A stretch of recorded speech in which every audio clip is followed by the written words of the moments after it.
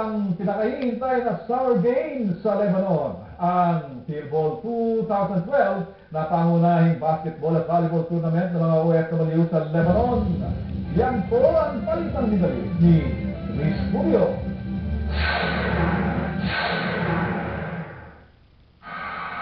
Simula pa lang, mainit na ang buong Michelle Ulmer Stadium.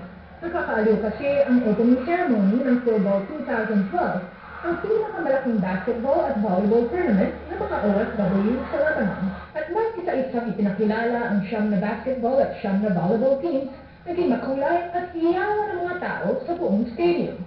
Improvement rate po yung pinag-congratulate ng people sa Nanalong Best New si Marian Lopez ng FIBA team.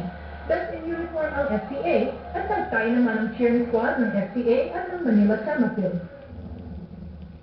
Nagpilian ng mga manonood sa galing ng mga guest performer, ang dalawang kampiyon ng Filipino Best Talent 2012. Ipinahayag din ng sponsor at ng embahada ang kanilang buong pusong pagsuporta sa Philball at mga team nito.